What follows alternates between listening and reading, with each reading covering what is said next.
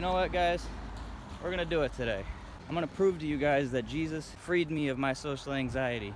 Never in a million years would I record myself out in public and talk to a camera. But I'm gonna prove to you guys that Jesus cured me and freed me, delivered me of my social anxiety.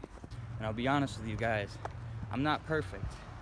Don't you dare put it in your head that I'm some perfect human being and that I'm out here acting like I'm perfect, because I'm not. I fall short of the glory of God almost every day. That's not what matters. It's not about how many times we slip up. It's about how many times we're going to get back up and we're going to continue on His path of mercy and forgiveness. I want others to feel the love that I've felt. If you're going to subscribe to me, don't glorify me. Don't subscribe because you're idolizing me. Hit that subscribe button for God. Subscribe because I'm spreading the gospel. Subscribe because you realize something from my videos that you didn't realize before. That's why I want people to subscribe. That's why I want people to view my videos. I could care less about the monetization, about the views. That's not why I'm doing this.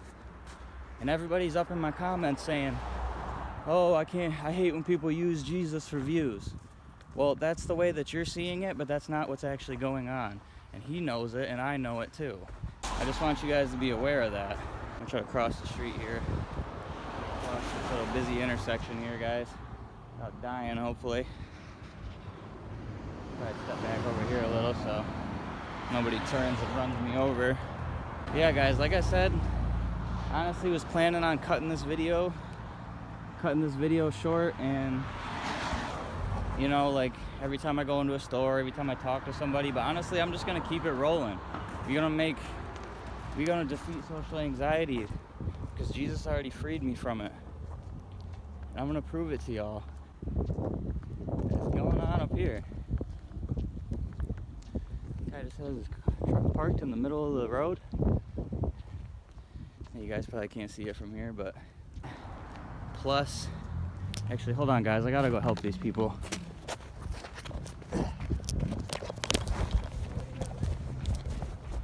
You guys got it? No, we ain't got it. Yo, stop, people.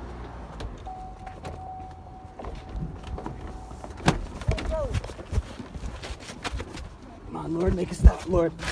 Come on, Jesus. Help me right now, Jesus. Thank you. Hold it. I got a gas can. Hold it, Lord. I got a gas can. Yo, would you mind stop sitting right here while I go get gas? You're fine, man. I'll watch your truck.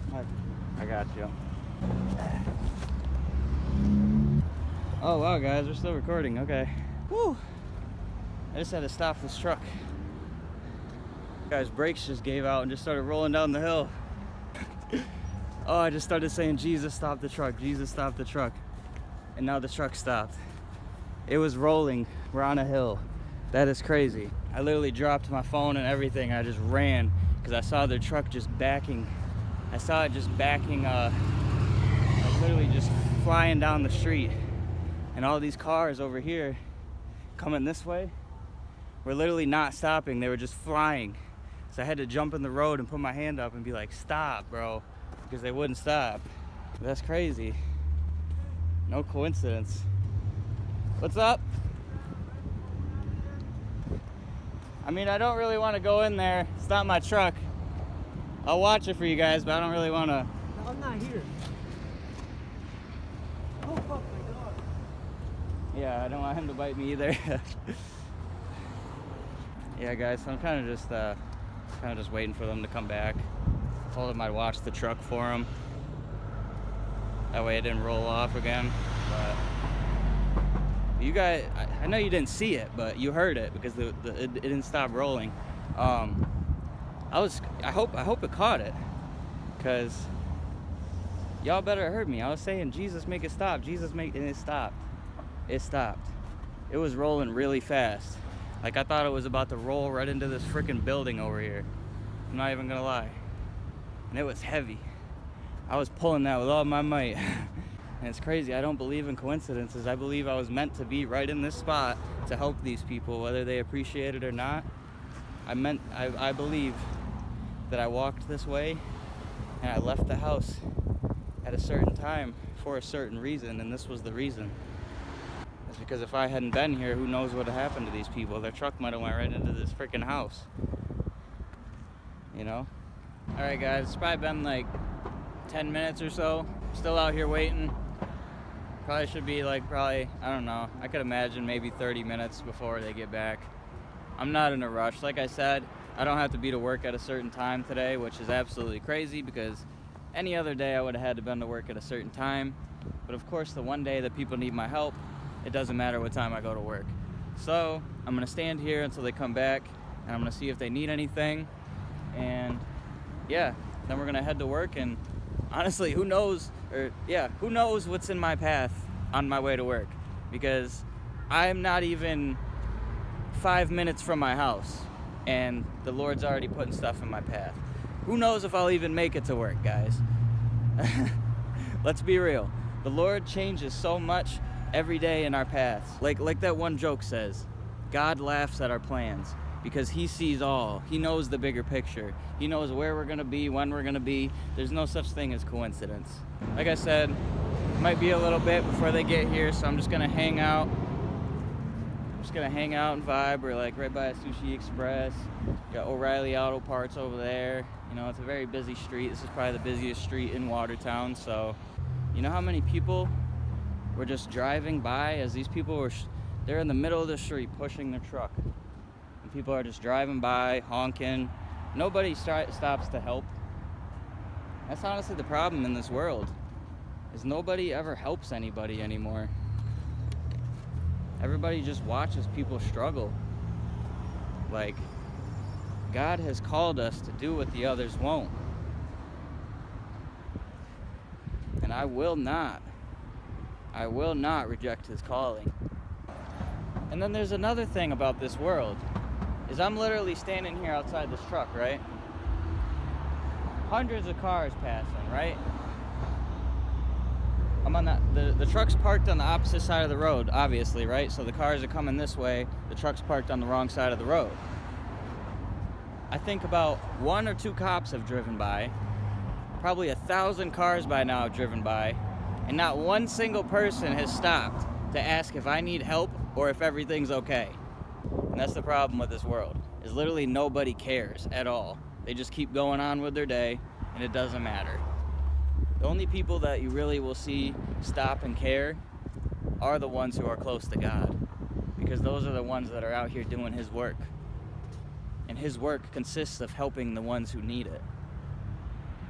Remember, guys, Jesus came for the broken. He came for the sinners. He didn't come for the rich, kings and the pharaohs and, the business owners, and he came for the broken.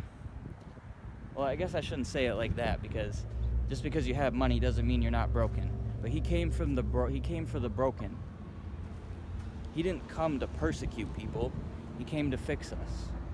It's not his fault that we are convicted by his words. It's not his fault that the way that we live is wrong, and he just wants us to live righteous and be happy and be full of true love. Not this twisted version of love that the world has twisted and degraded. Jesus' love is pure love.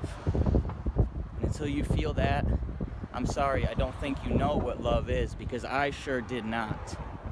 I had no idea what love was until I found Jesus. I thought I knew what love was, but when Jesus picked me out of that hole I was in and showed me what real love is, that's when I knew that I was living wrong. And that's when I knew something in me needed to change. Yeah, I might not be getting anything out of this, but just the satisfaction of knowing that I'm helping another person that needs it is enough for me. Like, so many people just pay no mind, point the finger and judge people.